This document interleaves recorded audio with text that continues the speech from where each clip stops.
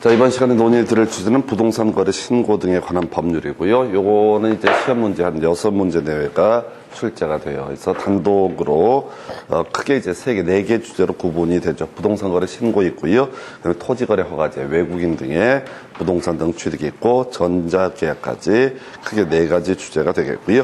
자, 먼저 이제 부동산 거래 신고 관련해서 자, 보겠습니다. 그래서 신고 대상이라고 하는 것을 보시게 되면은 이게 이제 시험에 구성이 되고요. 신고 대상. 자, 외우실 때 매매계약, 공급계약 이렇게 외우시면 끝나요. 그래서 매매계약, 공급계약은 부동산 거래 신고를 해야 된다라고 이렇게 일단 전제를 삼게 됩니다. 그래서 이 부동산에 대한 매매계약, 공급계약 이렇게 가게 될 텐데 일단은 이렇게 되어 있죠. 자, 부동산의 매매계약 어렵지 않고요. 자, 분양권의 매매계약, 입주권의 매매계약 등에 있어서는 부동산 거래 신고의 대상이 된다. 해서 이 분양권 같은 경우는 이제 겁나 복잡하게 용어를 쓰죠. 해서 네? 잠깐만요. 자, 그래서 부동산 분양권 얘기는 우리 앞에서 그 얘기부터 먼저 해야 되죠. 이 분양권의 개념 자체가 주택법이라든가 택지개발 촉진법이라고 하는 거, 이런 법을 통해서 주택을 공급받을 수 있는 집이 이게 분양권의 일반적인 의미가 되겠고요. 그 다음에 또 하나가 이제 정비법이라고 하는 데서 관리청객 인가가 떨어지게 되면은 동호수 추첨이 된 상태를 가리켜서 분양권이라고 부르게 됩니다. 그래서 하여튼 분양권 등의 입주권의 매매계약, 공급계약, 그 다음에 이제 공급계약이라는 표현을 쓰고 있어요. 그래서 택지개발촉진법, 주택법에 따라서 등에 따라서 부동산에 대한 공급계약에서 자, 요건 이제 되게 간단하게 가셔야 돼. 그래서 부동산에 대한 매매계약, 공급계약이라고 하는 것은 부동산 거래 신고의 대상이 된다. 이렇게 단순하게 가야겠고요. 따라서 이제 증여계약이라든가 임대차 계약은 아직은 신고 대상이 아니다. 그래서 지금 이제 부동산 거래 신고 등에 관한 법률 개정 논의 중에 하나가 임대차 등에 대해서도 신고를 하도록 한다. 이런 게 얘기가 됐었는데 모르겠어요. 지금 이제 전국이 하도 시끌시끌하다 보니까 집값 오를 가능성이 낮아 보이고, 자, 상대적으로 그럼 이제 빠질 것으로 보여진다. 나중에 법 개정되면 말씀을 드리겠고요. 일단 지금까지 문제를 가지고 보실 때 매매계약, 공급계약 이걸 절대 읽어서는 안 돼요. 읽어서는 풀 수가 없는 그런 문제예요. 해서 여러분 자료 가지고 바로 문제 가지고 확인을 해볼게요. 자, 지문부터 보겠습니다. 자, 신고 대상이 된다, 안 된다 딱 해서 여러분 교재 135페이지 첫 번째 박스 보니까 1번 부동산 거래 신고 대상이 아니다 이렇게 돼 있어요. 자, 뒤쪽을 보셔야 돼. 앞쪽을 보면 내용이 너무 많기 때문에 외울 수가 없어요. 그래서 부동산 거래 신고 대상이 아니다 이렇게 돼 있어요. 그럼 이제 앞에 보면은 뭐가 있어요? 보니까 매매하는 계약 나와 있죠? 매매 계약은 뭐가 된다? 부동산 거래 신고의 대상이 된다. 이렇게 가셔야 돼요. 절대 이 개별적인 법조문을 외우시면 안 돼요. 종류가 본문 보시면, 교재 보시면 엄청 많이 나와 있어요. 그래서 매매 계약은 뭐가 된다? 결과적으로 부동산 거래 신고의 대상이 된다. 2번 질문 보니까요. 바로 끄트머리 매매계약을 체결한 경우 거래신고를 해야 된다 해서 요 오른편 이제 구성을 하고 있죠. 매매계약은 부동산 거래 신고의 대상이 된다. 3번 지문이요. 자, 좀 전체를 봐야겠구나. 공인중개사 법령상 중개 대상물에 해당된다고 해서 모두 부동산 거래 신고 대상이 되는 것은 아니다. 오른편에서 우리 중개 대상물은요 이렇게 되어 있었죠. 토지, 건물, 그 밖에 정착물, 그 다음에 등기된 임목, 공장재단, 광업재단을 묶어서 부를 때 소위 중개 대상물이라고 부르게 됩니다. 그래서 등기된 임목이라든가 공장재단, 광업재단 뭐 이런 것들은 소위 뭐가 아니다. 부동산 거래 신고 대상이 아니다. 4번 지문이요. 중개 대상물의 범위에 속하는 물건의 매매 계약을 체결한 때 부동산 거래 신고해야 된다 해서 3번, 4번 비교하는 지문 틀리게 구성이 됐고요. 5번 지문 부동산 거래 신고는 부동산의 증여 계약을 체결한 경우도 해야 된다 해서 틀렸어요. 그래서 즉 부동산 거래 신고의 대상이 되는 것은 뭐가 된다? 매매 계약하고요. 공급 계약 이렇게 끊어서 가시는 지혜가 필요하겠고, 그 다음에 이제 교재 관련 기출 문제 가지고 볼까요? 박스에 문제 나와 있어요. 자, 부동산 거래 신고 등에 관한 법령상 부동산 거래 신고 대상이 되는 계약을 모두 고르시오라고 이렇게 되어 있습니다. 뒤만 보시는 거예요. 기억번 공급계약 이렇게 되어 있습니다. 니은번 공급계약 나와 있고요. 디귿번 매매계약, 그 다음에 리을번 매매계약 이렇게 되어 있어요. 그래서 이 문제는 문제 풀어갈 때는 되게 간단해 가는 거예요. 매매계약, 공급계약은 어떻다? 부동산 거래 신고 대상이 되게 된다. 해서 지문 형태로 나오게 되면 뒤쪽에서 신고의 대상이냐 아니냐 요걸 따져 물어가야겠고, 그 다음에 박스형 문제를 풀어갈 때는 단순하게 매매계약, 공급계약. 그 다음 페이지 가서 2번 문제도 마찬가지예요. 자, 부동산 거래 신고 대상이 되는 계약이 아닌 것은 해서 1번, 자, 매매계약, 2번 임대차 계약, 3번 공급계약, 4번 매매계약, 5번 매매계약. 이렇게 나와 있죠? 앞에 절대 보시면 안 돼. 너무 길기 때문에 계속 바뀌어요. 그래서 매매계약, 공급계약이라고 하는 것은 어떻다? 부동산 거래 신고의 대상이 된다. 이게 이제 지금 8년 동안 세 문제 답을 구성했던 주제가 되겠습니다. 그래서 30회 때 나왔었고요. 그 다음에 28회 때 나왔었고요. 그 다음에 답을 뽑았던 게 29회 때에서 28, 29, 30 연속 나왔던 주제. 자, 매매계약, 공급계약은 뭐가 된다? 부동산 거래 신고 대상이 된다. 아주 심플하게 가셔야 돼. 절대 디테일하게 보실 주제가 아니다. 그래서 첫 번째 주제. 자, 보셨고요. 그 다음에 이제 검토 드리게 될 내용. 자, 부동산 거래계약 신고서의 내용이라고 하는 것을 살펴보겠습니다. 자, 이 문제를 구성을 할 때는 보통 거래계약서의 내용하고 부동산 거래계약 신고서의 내용을 비교하는 형태로 출제가 이루어지는데, 우리 공부할 때는 이제 전체를 다 묶어서 봐야 되죠. 바로 확인 설명서 내용부터 확인을 하셔야 됩니다. 그래서 확인 설명서, 기본 확인사항과 세부 확인사항 두 개로 대별해 볼 수 있다. 그래서 이 기본 확인사항이라고 하는 게 뭐가 있었냐면은 대상 물건의 표시, 권리관계, 그 다음에 세 번째가 공법상 이용 규제, 이렇게 세 가지가 자 특정하고요. 사적인 권리관계, 공적인 권리관계 설명했었고요. 그 다음에 입관비라고 해서 현장 탐사를 통해서 확인 설명했던 사안이 있었고, 거래 예정 금액 등 있었고요. 취득 시 부담할 조서의 종료세율, 이런 것이 바로 확인 설명서의 내용이 됐던 것이고요. 그리고 우리가 지난 시간에 공부했던 것 중에 하나가 거래 계약서의 내용이 뭐냐라고 했을 때, 일단은 주체와 관련해서 자 거래 당사자 이런 게 표시가 되게 될 테고, 주연 이슈가 되는 것이 자 거래 권리 이전의 내용이라고 하는 것과 거래 금액이라는 것이 주연 이슈가 됐었고요. 그 다음에 특이했던 거, 자 우리가 거래 계약서를 작성할 때는 확인 설명서 같이 작성 교부가 이루어지게 됩니다. 그래서 확인 설명서에 교부 일자라고 하는 게 주된 이슈가 됐습니다. 그래서 물론 이제 물건의 인도 일시도 통계적으로 자주 지문에 던져줬던 지문 중에 하나가 되겠습니다. 그래서 이게 소위 거래 계약서의 내용이 되게 될 것이고, 부동산 거래 신고서라고 하는 것은 핵심 이슈는 실제 거래 가격이라고 하는 게 하나의 이슈. 그 다음에 이제 경우수를 따져야 되는 게 바로 개업 공인중개사의 뭐 사무소 소재지라든가 주소 성명 등 인적사항이라고 하는 것도 바로 부동산 거래계약 신고서의 한 내용이 되게 됩니다. 다만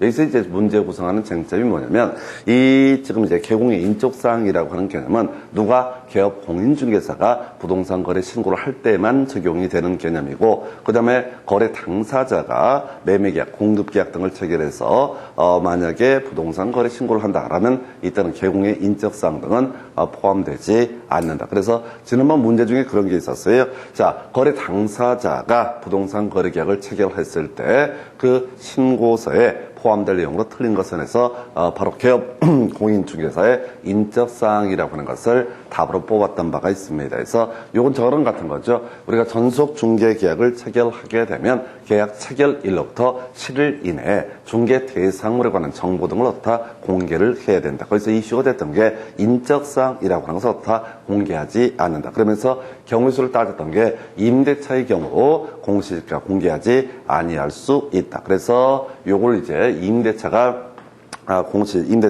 공시지가를 공개하지 않는다. 그래서 매매계약 같으면은 당연히 바로 전속중개계약의 내용이 매매에 관한 부분이면은 공시지가 이런 것들도 공개를 해야 되고, 임대차의 경우에는 자 공시지가 공개하지 아니할 수 있다. 그런 것들이랑 같은 구조야. 그래서 이 개공의 인적사항이라고 하는 것은 개업 공인중개사가 중개인으로서 중개업을 하는 과정에서 중개가 완성이 됐다라면 그때는 개업 공인중개사가 소위 이름하여 개업 공인중개사가 부동산 거래 신고를 해야 될 것인데, 바로 개공의 인적사항이 논의의 포인트. 이 정도가 부동산 거래계약 신고서의 내용이라는 개념이 되겠고요. 같이 묶어서 봐야 될 것이 자 거래계약 신고서의 작성 방법 등에 관해서 봅니다. 자 이게 이제 양이 워낙 양식이 복잡한 건데 이걸 하나하나 쫓아갈 수는 없고요. 한번 가보십시다. 자 먼저 부동산 거래계약 신고서의 내용이라고 하는 것을 보게 되면은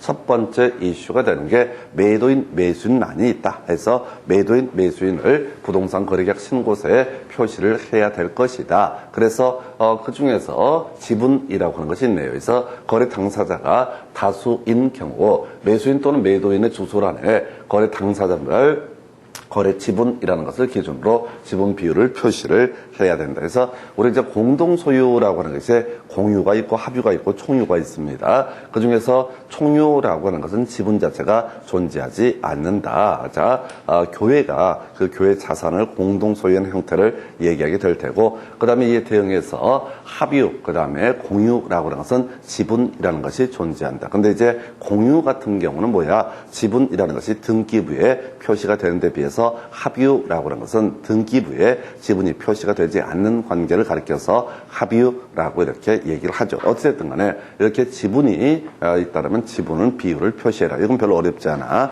그냥 이건 던져주는 지문이고요. 두 번째, 외국인의 경우 거래 당사자가 외국인이 됐다. 그럼 뒤에 우리 공부할 텐데 이게 있어요. 외국인의 경우 부동산 거래 신고 외에 부동산 등 취득 신고, 취득 허가의 문제가 나오는데 경우에 따라서 외국인 등이 부동산 거래 신고를 하는 경우가 있거든요. 매매계약, 공급계약을 체결했으면 어떻다? 이때는 외국인 등이 소위 부동산 거래 신고를 할 텐데 이때 매수 용도하고요, 국적이라는 것을 표시를 해야 된다. 요것도 이제 던져주는 지문이야. 공부할 때는 좀 힘들지만은 그냥 던져주는 지문이고, 이건 나중에 외국인 등의 부동산 등 취득 관련해서 신고를 안 해도 되는 경우라는 파트가 있어요. 그래서 그게 주요 이슈가 되는데, 그때 외국인 등이 부동산 거래 신고를 했다면 외국인 등이 부동산 등 취득 신고라는 것은 하지 않아도 된다. 즉 부동산 등 취득 신고가 있는 것으로 본다라는 명제가 주요 출제 포인트가 되는데 그 얘기와 연계가 되고요.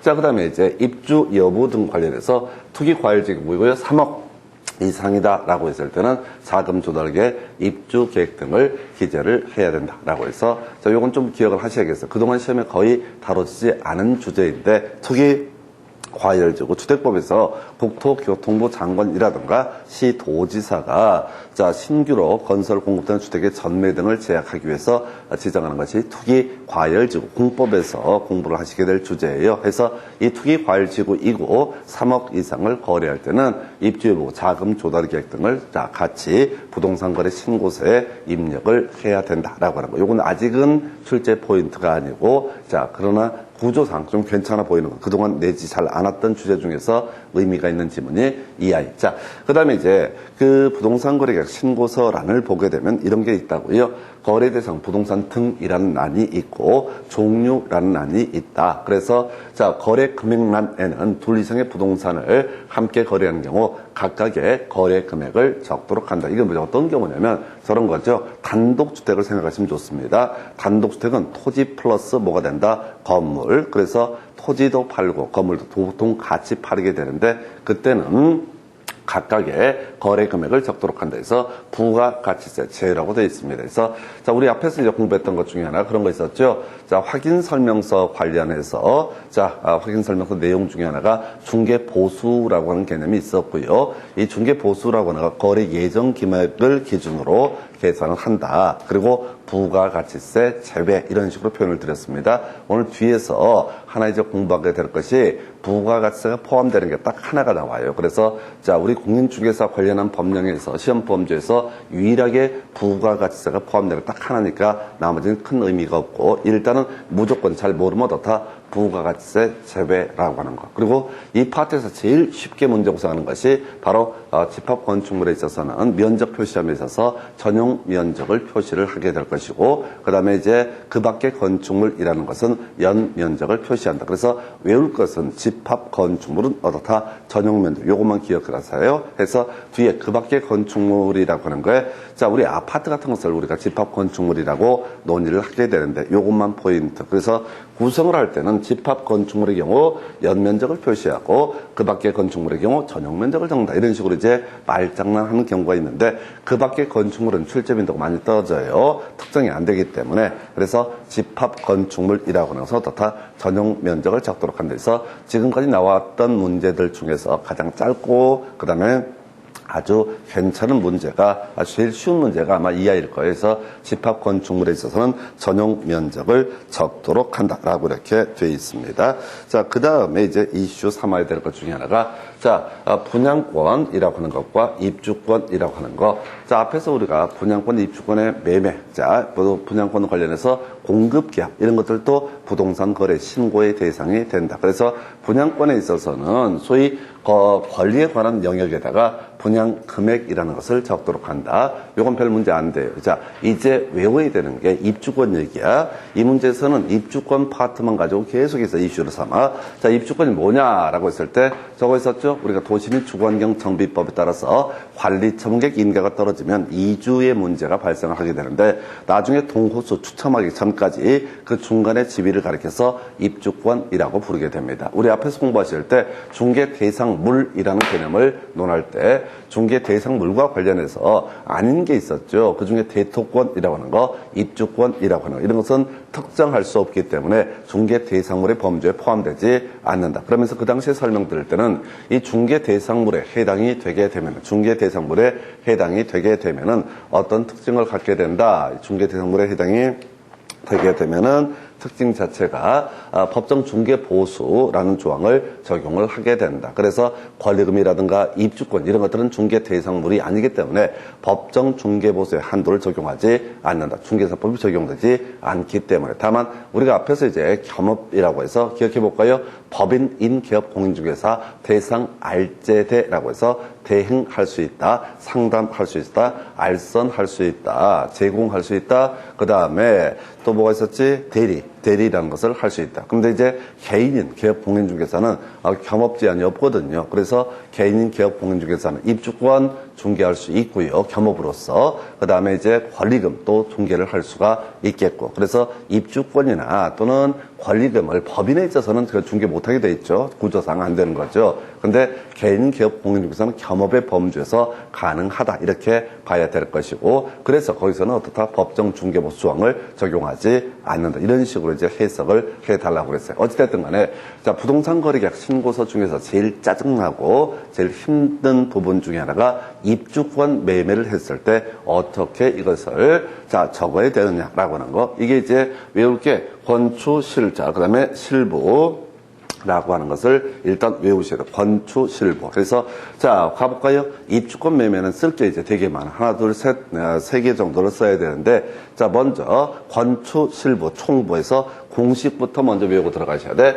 자, 권초라고 하는 거 있었고요. 그 다음에 실부라고 하는 것이 있었고요. 그 다음에 총부라고 하는 것이 있게 된다. 해서 권초, 실부, 총부 공식으로 먼저 외우고 접근하셔야 돼. 그냥 권초, 실부, 총부면 다 끝나거든요. 그래서 먼저 입주권 관련해서 입주권을 매매할 때 거기 이제 권리 가격과 추가 부담금의 합계 금액을 적도록 한다라고 되어 있습니다. 그래서 입주권이 뭐예요? 입주권이라는 게 지금 재개발 조합, 재건축 조합원의 지위인 상태에서 어디 30평짜리 아파트를 분양받기로 하고 분담금 5천만 원 내기로 한다.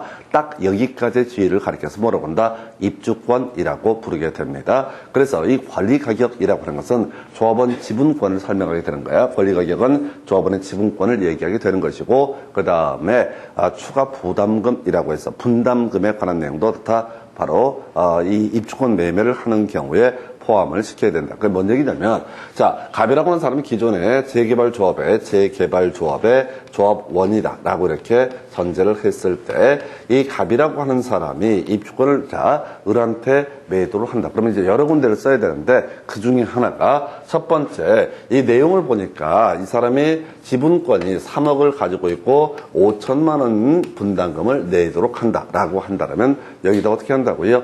권리가격 3억에다가 5천만 원을 더한 금액, 이걸 입주권 매매 시 하나 기입을 해야 된다. 자, 두 번째 이슈가 되는 게 입주권을 매매한 경우, 지금 이제 입주권 특정할 수 없는 상태거든요. 특정할 수 없는 상태니까 종전 토지라고 하는 란이 있어요. 거기다가 바로 종전 토지에 관한 정보를 기록을 하도록 한다라고 하는 거. 지금 이 정도고요. 그러니까 입주권 상태가 뭐냐면 종전에 호계동 64번지 자 지분을 가지고 있었다. 그런데 지금 관리 처분객 인가가 떨어지게 되면 그냥 30평짜리 아파트 받고 분양권, 자, 분담금 얼마 내기로 한다. 요 정도 상태를 가리켜서 입주권이라고 부르는데, 하여튼 입주권에 있어서는 종전토지라고 하는 안에, 바로 종전토지라는 안에 종전토지에 관한 정보를 입력을 해야 된다. 그 다음에 실부 나와 있죠. 권추에 의해서 실부. 그래서 거래 금액란이라는 것을 찾아서 이때는 입주권의 실제 거래 가격이라고 하는 거, 그리고 거기에서 부담금을 제외한 금액을 적는다라고 해서 예를 들어볼까요? 지금 3억짜리 자, 지분권 가지고 있었고, 그 다음에 5천만 원 분담금을 내기로 돼 있어요. 그러면 이제 이것을 매매를 할 때 어떻게 한다고요? 3억 5천에 팔지는 않겠지. 뭐로 누가 3억 5천에 팔겠어? 보나마나 프리미엄이라고 하는 것을 뭐 붙여서 팔거나 이렇게 하겠죠. 그러면 프리미엄을 붙여서 5천을 더 붙여서 4억에 맞아. 원래 지분권 3억이고 그 다음에 앞으로 5천만 원 내야 된다. 이게 부담금의 내용이 될 텐데 프리미엄 5천을 붙여서 그래서 전국적으로 매수인 지금 당장 지급할 돈은 3억 5천이고요. 나중에 분담금 얼마 5천만 원 더 내야 된다. 이런 식의 논리 구조가 될 텐데 이때는 자 실제 거래 가격에서 부담금을 제외한 금액이라고 하는 거. 그럼 이제 결과적으로 3억 5천만 얻어다 입력을 하면 된다. 어디다가 거래 금액란에다가 실제 거래 가격에서 부담금을 뺀 금액을 적도록 한다라고 해서 관추 실부까지 설명을 드렸습니다. 그래서 실질적으로 이제 외워갈 때는 권리가격 플러스 뭐가 된다? 부담금이라고 하는 거. 실제 거래가격 마이너스 부담금 이렇게 기계적으로 외우시면 됩니다. 그래서 관추 실부 총부 중에서 관추 설명드렸고 실부 실제 거래가격 마이너스 부담금이라고 하는 거 이렇게 설명드렸고요. 그 다음에 이제 세 번째 총실제 거래 가격 나와 있죠. 그래서 총실제 거래 가격은 어떻다? 부가가치세 포함이라고 하는 게 키워드가 되게 됩니다. 그래서 자, 이 부동산 거래계약 신고서란에 총실제 거래 가격란이라는 것이 있고요. 부동산 거래를 했을 때는 계약 전체 거래 가격 그리고 계약금, 중도금, 잔금 그 외에 각각의 지급일도 표시를 한다. 이건 원칙이니까 쟁점이 안 될 테고 자 지금 분양권 자 분양권 그 다음에 분양계약 공급계약과 자 분양권 입주권의 매매계약인 전매계약 등을 하는 경우에는 총실제 거래 가격에 부가가치세를 포함한 금액 외울 게 뭐라고요? 문장 외우지 마세요. 그래서 총실제 거래 가격에 부가가치세를 포함한 금액. 그래서 딱 하나야. 딱 하나 부가가치세가 포함이 되는 영역은 뭐가 된다? 총실제 거래가격. 확인 설명서 할 때도 그렇고요. 앞에서 곳곳에서 무슨 얘기를 하든 간에 항상 부가가치세는 제외가 되게 되는데 유일하게 부가가치세가 포함이 되는 게 뭐라고요? 총실제 거래가격 플러스 뭐가 된다? 바로 부가가치세. 그래서 이 공식 나머지는 대강 설명을 드릴 수가 있어요. 그런데 여기서 항상 이슈가 되는 게 관추 실부 총부에서 외우실 게 뭐라고요? 권리가격 플러스 자 추가 부담금 그 다음에 합산한 금액이 합계금액 그 다음에 지금 실제 거래가격에서 부담금을 뺀 금액에서 실부 이렇게 봤었고요. 그 다음에 권리자 총부라고 해서 총실제 거래가격 마이너스 뭐가 된다? 부가가치세라고 하는 부가세 포함이라고 해서 총실제 거래 가격에 부가가치세를 포함한 금액에서 관추 실부 총부라고 하는 거 관추 실부 총부라고 하는 거 이렇게 설명을 드립니다. 그래서 관추 실부 총부라고 하는 거 이게 제일 어려워요. 그래서 이 파트는 원래 부동산 거래계약 신고서는 더 지저분해요. 그래서 입력할 것도 더 이렇게 많고 등등등 한데 그걸 이제 우리가 시험용으로 구성을 하게 될 때는 제일 까다로운 게 관추 실부 총부 전통적으로 많이 다뤄져 왔던 영역이고요. 그 다음에 투기 과일주고 3억 이상 뭐 이런 것들도 앞으로 예상되는 영역이 되겠습니다. 자, 근데 작년 시험 문제 답은 아마 조건 기한이 나왔을걸요. 되게 유치한 거. 우리가 앞에서 그런 얘기하죠. 부동산 거래계약, 자 매매 계약서를 작성을 할 때 조건이나 기한이 있으면 그 내용도 바로 거래계약서에 포함을 시켜야 된다. 뭐 이런 내용을 했었고요. 부동산 거래계약 신고서 할 때도 바로 조건, 기한 등 있으면 어떻다. 그 내용도 포함을 시키도록 한다. 이게 이제 어떤 식으로 이제 활용이 되냐면 이 조건, 기한이 있을 때 그 내용을 표기한다 했을 때 이 부동산 거래계약 신고서가요 사실은 출발점은 저거죠. 우리 부동산 학개론을 공부를 하다 보면 거래 정보가 공개되지 않는 경향이 있고 등등 자 효율적 시장이 이루어지기 어렵다. 그래서 어떻게 해라 정보를 까라 라고 해서 그래서 부동산 거래 신고제라는 것을 도입을 해서 실제 거래 가격이 얼마인지를 확인할 수 있게 국가적인 시스템을 구성을 해놓은 상태입니다. 자, 그런데 이 시스템을 악용하는 사례들이 있죠. 집값 띄울 때. 자, 분여회에서 예를 들어서 옆에 아파트 단지가 7억에 거래가 됐어. 우리 아파트는 한 5억 정도의 거래가 돼. 기분 나빠. 우리도 7억 받고 싶은데. 그래서 어떻게 사람들이 분여회장 값과 분여회원을 일하는 사람이 아파트 거래 계약을 작성을 하게 됩니다. 매매 계약을 작성을 해요. 그리고 나서 조건 기한을 붙여. 어떻게? 자, 갑자기, 지금 6월달에 저랑 붙이면 되겠다. 지진이 나서 아파트가 무너지면은 이 매매 계약은 유효한 것으로 이런 식의 말도 안 되는 조건을 붙이는 거야. 그리고 거래 가격 자체를 한 8억으로 써버리는 거야. 그러면 이제 신문에 나겠지. 무슨 아파트 거래 가격 8억이라고. 근데 그 뒤에 보게 되면 조건이나 기한 같은 게 있으면 말도 안 되는 조건이야. 실제 매매 의사가 전혀 없는 거야. 그냥 국민은행 이런 데다가 데이터로 허위 정보를 공시를 하기 위해서 거기에 작당을 해서 여기 하죠. 그래서 저거 나오잖아. 우리가 지금 공인중개사법 앞에서 홍보할 때 그런 거 있었죠? 뭐가 있었냐면 3년 3천 얘기하면서 개개 직상증투 시단 방의라는 거 있었죠?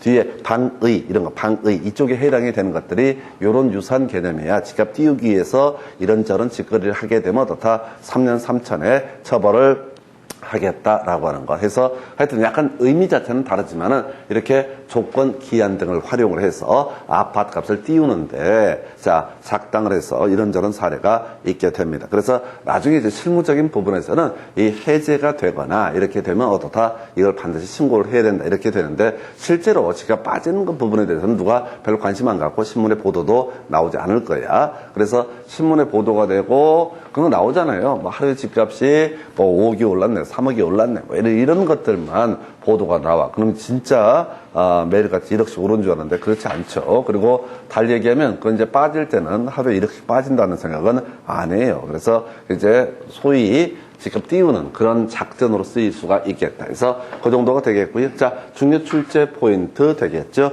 인적상. 중심축은 뭐라고요? 개공이 거래계약서를 작성했을 때만 어떻다?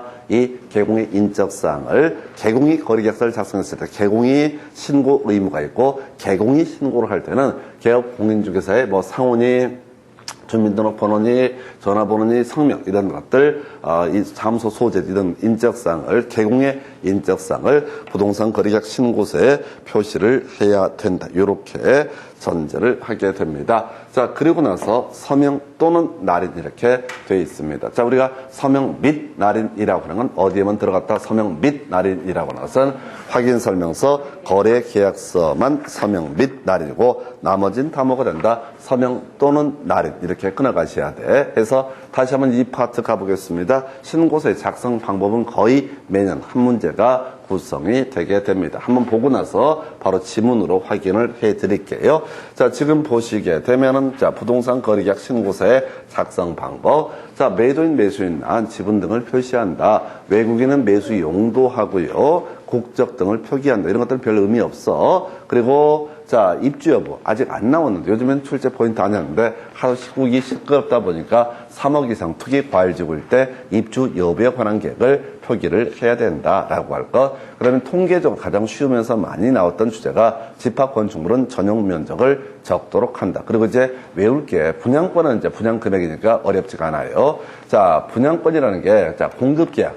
삼성물산하고 내년이라는 그 브랜드의 아파트를 매수하는 사람, 분양을 받는 사람 간에 분양 계약을 체결한다. 그럼 부동산 거래 신고해야 되거든요. 그때는 분양 금액을 적는다. 이건 전혀 문제가 안 되고 결국은 이제 입주권이 문제가 된다. 건축실부라고 해서 권리 가격이라고 하는 거. 그다음에 추가 부담금의 합계 금액 두 개를 합치는 거죠. 그다음에 실부는요. 실제 거래 가격에서 부담금을 뺀 금액을 적도록 한다 해서 건축실부. 그 다음에 제일 어려웠던 거 부가가치세 포함이 됐던 게 총부라고 해서 총실제 거래 가격에서 부가가치세를 더한 금액이라고 하는 거, 요게 좀 까다롭습니다. 급여 조건 기한이 있었고요. 인적사항 관련해서는 개업 공인중개사가 거래계약서를 작성을 했을 때 그때 한해서 인적사항 등을 기재하도록 한다. 급여 서명 또는 날인 이런 식으로 구성이 되어 있어요. 바로 지문 가지고 이제 외우도록 하겠습니다. 여러분 교재 기준으로 검토하게 되면은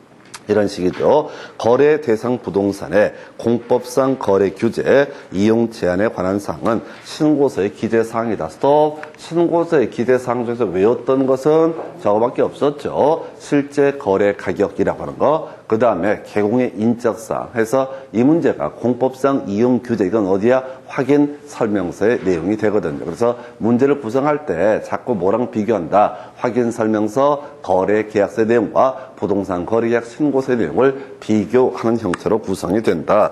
두 번째, 매매 계약에 조건 기한이 있을 때는 그 조건 기한도 신고해야 된다.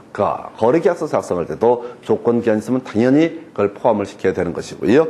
3번 지문이요. 자, 매매 대상 토지 중 공장 부지로 편입되지 아니할 부분의 토지를 매도인에게 원가로 반환한다는 조건을, 여기가 쓸데없는 소리고 뒤에 조건 나와 있죠. 이 지문 30회도 어려웠다고. 조건을 당사자가 약정한 경우 그것도 신고사항에 대해서 이게 까다로웠어. 그래서 조건이라는 표현을 수식어를 엄청 길게 깔아가지고 이게 뭔 얘기인가 싶었는데 결국은 포인트 조건도 다 신고사항이다. 이렇게 가게 됩니다. 상당히 어려웠던 문제 30회 때 답을 뽑았던 주제가 되겠습니다. 4번 지문요. 권리 이전의 내용은 부동산 거래계약 신고서의 기재사항에 대해서 우리 앞에서 거래계약서의 내용 중에서 거래금액과 권리 이전의 내용, 그 다음에 확인설명서의 교부 일자 이런 게 출제 포인트가 된다고 말씀을 드렸습니다. 그래서 권리 이전의 내용이라고 하는 것은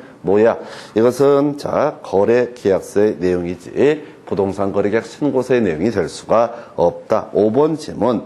개업 공인중개사가 거래계약서를 작성 교부한 경우 개업 공인중개사의 인적사항과 개설 등록한 중개사무소 상호 전화번호, 소재지 등도 다 기재를 신고를 해야 된다 해서 오른편에서 다시 뒤에서 공부하겠지만 개업 공인중개사가요 거래계약서를 작성 교부하는 경우에는 그 부동산 거래 신고 의무라고 나서 누구한테? 개업 공인중개사에게 있게 된다. 이렇게 봐야겠고요. 그 다음에 6번 지문. 개업 공인중개사의 인적사항 및 중개사무소 개설 등록에 관한 사항을 기재를 해야 된다 해서 오른편에서 하여튼 30회 때는 좀 어렵게 어떻게 조건이라고 하는 거. 조건 기한 기록을 해야 된다. 이건 되게 간단한 문제인데 수식어를 겁나 길게 깔아줘가지고요. 상당히 어렵게 구성이 됐습니다. 그래서 제가 계속해서 개인적으로 부탁을 드리는 게 요즘에 이제 공인중개사법 등을 보다 보면 그 기억나실까요? 지난 시간에 공부했던 거 다시 한번 우리 기억 한번 해보겠습니다. 승계된다라는 표현이 있으면 어떻다? 처분일로부터 1년간 어떻다? 승계되게 된다라고 하는 거 기억나세요? 하도 오래전이라서 기억이 안 나. 해서 다시 승계된다라는 표현이 있게 되면 앞에 처분일로부터 1년 내 두 번째 이슈가 되는 것이 3년 이내에는 할 수 있다. 1년 이내는 할 수 있다. 3년 초과면 할 수 없다. 1년 초과면 어떻다? 할 수 없다. 내용은 이런 식이었었지. 3년 이내에는 개설 등록 취소 처분을 할 수 있다. 1년 이내는 업무 정지 처분을 할 수 있다. 이게 폐업기간 얘기를 하는 건데 이런 의미였고 폐업기간 3년 초과하게 되면 개설 등록 취소 처분을 할 수 없다라고 하는 거. 그 다음에 폐업기간 1년 초과면 업무 정지 처분을 할 수 없다. 근데 이제 문제는 그런 게 있었고 마지막 하나 더 고려해야 된다. 세 가지. 처분일로부터 1년간 승계된다. 3년 이내는 할 수 있고 3년 초과, 1년 초과 하면 할 수 없다. 마지막 고려해야 된다. 이걸 이제 머릿속에 외우고 들어가야 돼. 근데 이게 이제 문제가 까다로운 게 꼭 이런 식으로 낸다고 쉐이크들이 그냥 예를 들어서 업무 정지 사유를 딱 던져준다고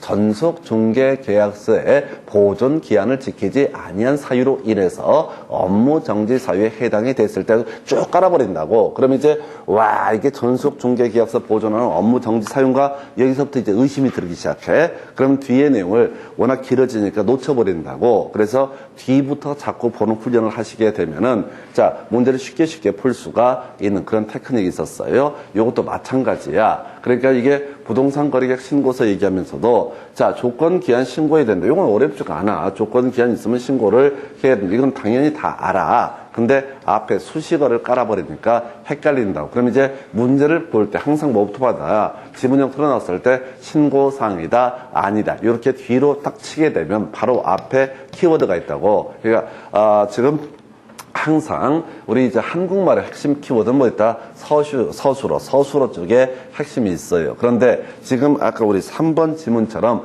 앞에 뭐 공장 부지를 어쩌고 저쩌고 하면 이제 가슴이 덜컥 이제 겁이 나기 시작하는 거지. 죽을 맛인 거야. 왜? 생전 듣도 보도 못했던 말이 시험 지문에 출제가 됐으니 얼마나 멘붕이 오겠어. 그러니까 그렇게 읽어버리면은 보다가 자신이 없으니까 중간에 머물러 버려요. 사람이 좌절해보게 돼. 그러면 알 수 있는 문제도 못 맞춘다. 그래서 지금 계속해서 과목을 불문하고 무조건 뒤쪽 보는 훈련들 하셔야 돼. 그러니까 우리가 보통 주어 수로 보십시오 이렇게 얘기하는데 그것도 안 되겠어. 자 주어 수로 보려면 주어 끝까지 주어 찾느라고 다 읽어봐. 그러니까 무조건 먼저 뭘 봐야 돼? 서술어를 먼저 보시는 훈련. 그러니까 똑같은 지식, 특히 요즘에 뭐 결격 사유도 그렇고 항상 앞쪽이 수식어가 더럽게 길다고 그러면 항상 거꾸로 자 유자 업 그 다음에 금벌자개 3년 경과되지 아니한다. 그러면 이제 외웠던 것을 대입을 해볼 수가 있고 그냥 막연하게 읽게 되면은 절대로 그 내용 파악 못합니다. 그리고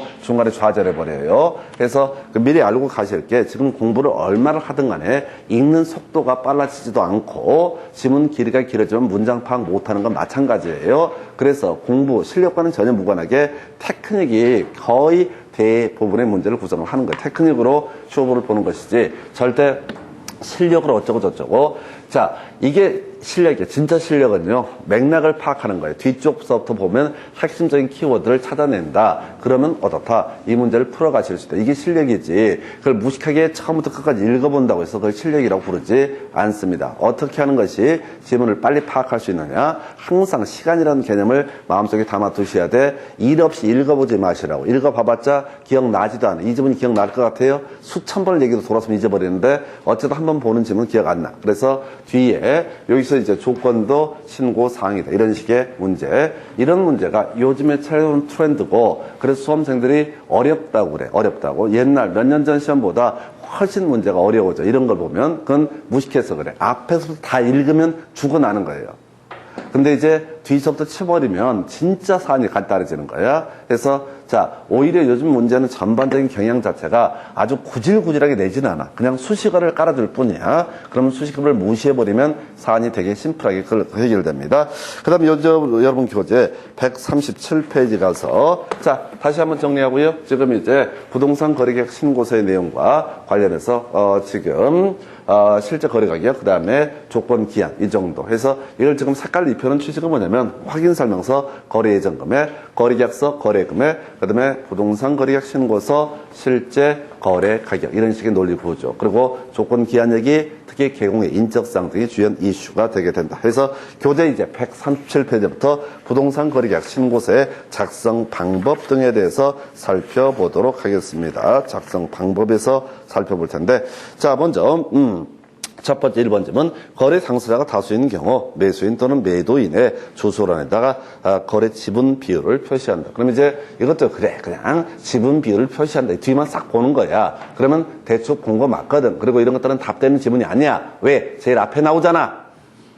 매수인, 매도인 아니니까 제일 처음부터 얘부터 얘기하니까 답을 안 뽑아. 2번 질문, 거래 당사자가 외국인 경우, 자, 국적을 반드시 기재를 해야 된다 해서 국적과 매수 용도가 들어갔었고요. 3번, 거래 대상 부동산의 종류가, 자, 건축물인 경우, 건축법 시행령에 따른 건축물의 용도별, 건축물의 종류를 적는다 해서, 이거 뭐냐면은 공법할 때 기억나실까요? 9개 시설군, 자산 전문, 영교 근주의, 그 다음에 30개 용도군 해서 자, 건축물, 뭐, 위락시설, 숙박시설, 이런 거 있었죠? 이런 것을 어떻다 표시를 해야 된다. 자, 요거 보니까 생각나는데, 잊어버릴 하도 오래전이라서 기억을 못 할 텐데, 요거 한번부터 체크를 하겠습니다. 뭔 얘기를 지금 하려고 하냐면, 자, 건물의 종류 하면은 꼭 하나 기억하실 게, 거의 한 80%, 70% 출제가 되는 게 국토기획법이라는 법에서 나왔던 거 있습니다. 잘 됐다, 이제. 자료 없으니까 자료 보면서 저 새끼가 똑바로 얘기를 하나하나 검토하는 그 자세는 못 찾을 거야.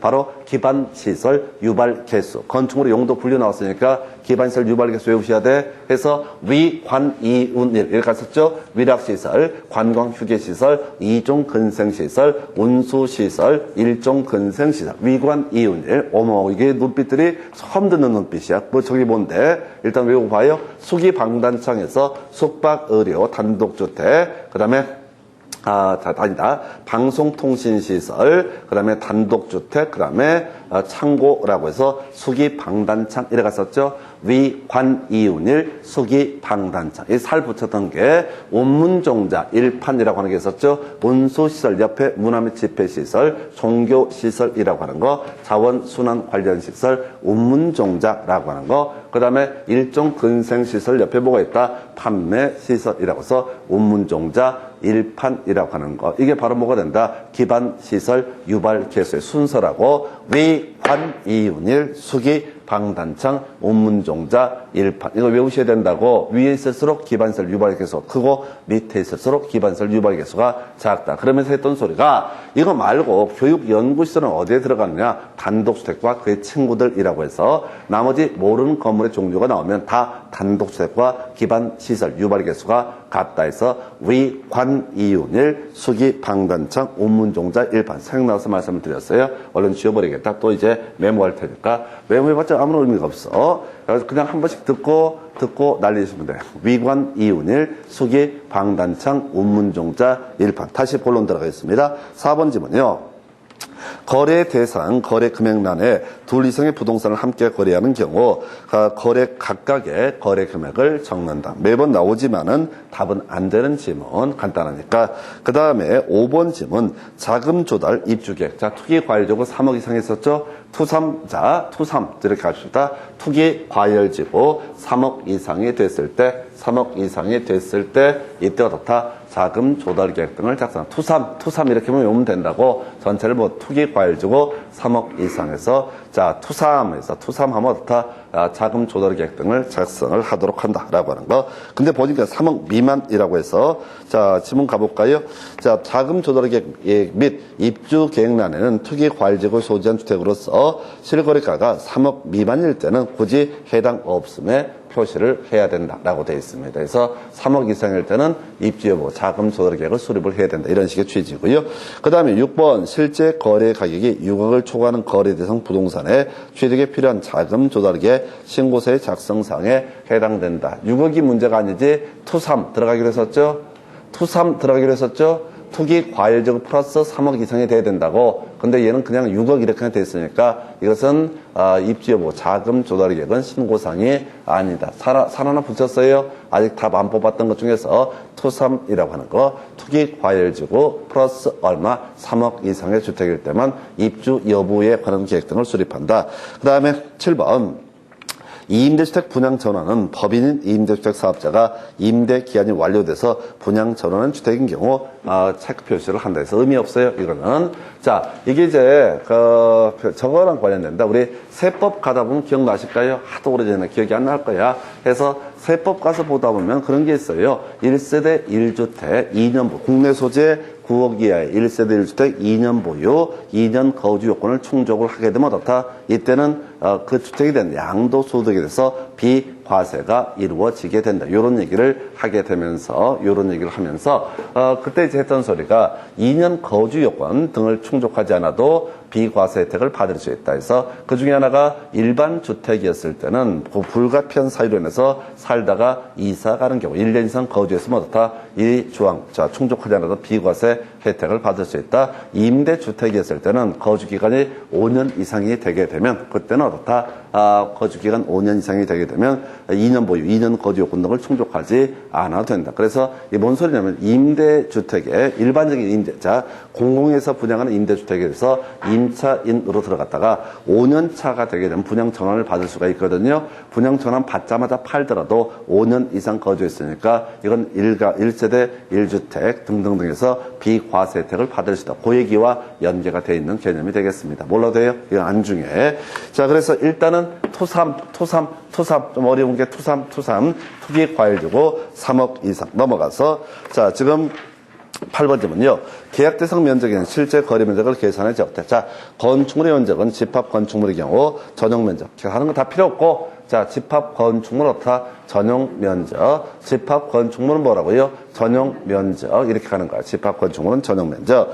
그 다음에 9번 질문. 계약 대상 면적에는 실제 거래 면적을 계산해 적대. 건축물의 면적은 집합 건축물의 경우 연면적. 틀렸죠? 자, 집합 건축물 어떻다? 전용 면적. 그 다음에 이제 10번 질문. 거래대상 면적에는 실제 거래 면적을 계산해 적대. 집합 건축물의 경우 전용 면적과 공용 면적에서 틀렸죠? 출제 포인트라고. 집합 건축물은 어떻다? 전용 면적. 외울 게 뭐라고요? 집합 건축물은 전용 면적. 자, 그 밖에 건축물은 안 나오는 거 보이시죠? 시험 주문 구성할 때 내기가 지랄이거든. 그 밖에 건축물이 뭔지, 우리가, 이게 이제 부동산 거래계약 신고서의 서식을 가지고 설명을 하는 건데, 외울 게 뭐라고요? 집합 건축물은 전용 면적. 이 문제는 사실은 거의 보너스로 주는 문제입니다. 가장 쉽게 구성하고 싶을 때 집합 건축물 어떻다? 전용 면적. 그러니까 여기다 살을 붙이지 말라고! 그 밖에 건축물은 연면적 이런 식으로 자꾸 살을 붙이지 마시라고 심플하게 가셔야 돼. 해서 집합 건축물은 전용 면적이라고 하는 거. 자, 11번 질문요. 분양권의 경우 분양 금액을 기재하고 입주권의 경우 권리 가격과 추가 부담 금액 합계액을 기재한다. 촤. 뭐 있어? 좀 권추 나와 있죠? 분양권은 중요하지 않으니까 입주권만 계속 권추, 실부, 총부 이렇게 외우기로 했었잖아요. 이제 오죽했으면 내가 대가리를 닦겠어. 하도 깝깝하니까 하는 거지. 권추, 실부, 총부에서 옳고요. 그 다음에 12번 분양 금액 나누는 분양권의 경우 권추 틀렸죠? 권추가 아니라 뭐라고요? 입주권일 때면 어떻다? 권추. 입주권일 때 어떻다? 권추. 분양권은 분양 금액을 적게 되어 있거든요. 해서 그렇고. 그 다음에 13번 거래 대상 종류가 공급 계약인 경우 물건별 거래 가격 및 총 실제 거래 가격에 부가가치세를 포함한 금액. 모르는지 모르지만 총부라고 되어 있죠? 총 실제 거래 가격에 뭐가 된다? 부가가치세를 포함한 금액. 이게 포인트라고. 딴 데는 다 부가가치세 제한다. 유일하게 부가가치세 포함이라는 게 총부라고 하는 거. 14번 질문이요. 뒤에 보니까 부가가치세를 포함한 금액이라고 되어 있는데, 자, 맞나요? 맞죠? 총부 나와 있죠? 부가가치세를 포함한 금액에서 총부 나와 있죠? 그래서 보나마나 이게 다음에 이게 답이 됐는데 다음에 시험 문제를 뗄 때는 뭐겠어? 총 실제 거래 가격에서 부가가치세를 제외한 금액을 적는다. 틀린 것을 고르시오. 이렇게 구성한다고.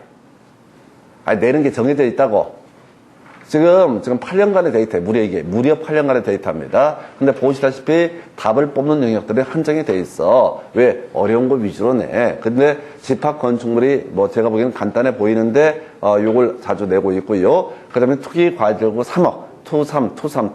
요것도 이제 하나 출제 이슈가 될 것으로 보여집니다. 옆에 관련 기출 문제 가볼까요? 부동산 거래 신고 등에 관한 법령상 신고서의 작성 방법 옳은 것을 모두 고르시오 해서 기억번 입주권이라고 해서 권리 가격에 부가가치세를 공제한 금액. 이런 거 없어. 권추 들어가. 외워서 가야 된다고. 권추. 권리 가격 플러스 추가 부담금의 합계. 이렇게 가야 되죠? 외우지 않으면 작살납니다. 그리고 두 번째, 외워도 지문을 읽어버리게 되면 잠깐만 총부만 부가가치세 포함이니까 얘는 부가가치세 제인가 보다 이렇게 가실 수 있다고. 제가 그 지문 분석해가지고 제일 지랄 같은 부분에서 답을 뽑는 부분에서 공식을 만들어 드렸다고. 권추 실부에서 기억번 틀렸고요. 니은번 거래 금액란에는 지금 지분 각각의 거래 금액을 적는다. 이건 한돈 보면 전혀 의미 없고. 자, 옳고. 디귿번 종전토지라는 입주권 매매 경우만 종전토지에 대해서 작성한다 해서 아까 말씀드렸었죠. 종전토지란 입주권 매매고요. 리을번 조건 기한은 자 조건 기한이 있을 때 다 적는다라고 해서 오른편. 그래서 자 기억번 하나 틀렸었나요? 기억번 하나만 틀리게 된다 해서 관초실부총부에서 관초실부총부 토삼 관초실부총부 자 요렇게 해서 기억 하나 틀렸고요. 그 다음에 지금 나머지 니은, 디귿, 리를 옳게 구성했던 문제다. 그래서 요것도 그래. 27회 때 40번 문제로 조건 기한 나왔죠? 다시 앞에 가서 하나 체크해 보십시다. 여러분 교재 몇 페이지? 자, 136페이지. 자, 136페이지 가서 보니까 아까 우리 3번지면 겁나 길었던 거 있었잖아요. 신고사항이다. 앞에 조건 나와 있죠? 보고 베끼는 거야. 보고 베끼는 거야. 새로운 문제를 구성하는 게 아니라 그냥 그동안에 주요한 이슈가 됐던 것들을 그대로 짜깁기 해서. 근데 똑같이 내기는 민망하니까 빨간, 파란, 노란, 찢어진 이렇게 수식어를 깔아준다고. 그러면 우리는 앞에서 수식어부터 보시게 되면 말려버려요. 그래서 항상 지문 형태로 볼 때는 거꾸로 보시는 거. 이거 지금 여러분들이 뭐 실력을 쌓고 말고는 별개 문제로 자격증을 따야 되고 자격증을 따려면은 습관을 바꾸셔야 됩니다. 합격의 습관은 달라요. 자, 절대로 합격 습관은 단순해.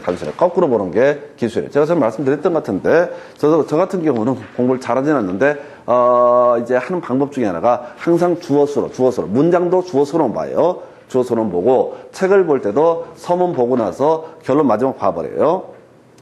그리고 나서 이게 가치가 있다고 판단되면 중간을 본다고. 그 뒤지게 읽었다가 쓸데없는 소리 많이 하거든. 짜증나게. 그러니까 이게 이제 공부하는 것도 그렇고, 자, 책을 읽을 때도 그렇고, 항상 중간 서술어진 수식은 이런저런 구질구질한 얘기에 쫓아가시면은 그 전체 맥락 파악하는 데 되게 어려워요. 제가 하다 보니까 공부만 이렇게 쭉 몇십 년 동안 하다 보니까 느낀 건데, 무조건 서술의 핵심이 들어가 있어. 서술에 무조건 핵심이 들어가 있고, 그리고 이제 중간에 구질구질한 문장들이 다 비문이라고 그래서 문법상 안 맞아요. 그리고 그런 글들은 사람들 읽기도 더럽게 어려워. 그런데 사람 이제 시험이다 보니까 일부러 착각을 유도하려고 구질구질한 수식어를 깔아줘. 그럼 쫓아가시는 순간 게임 끝나는 거야. 그래서 여러분들 지금 몇 달 동안 공부를 하고 암기를 하고 듣고 다 좋은데 결국은 제일 핵심은 뒤에서 부는 훈련. 이게 필요합니다. 잠시 끊었다가 나머지 내용 설명드립니다.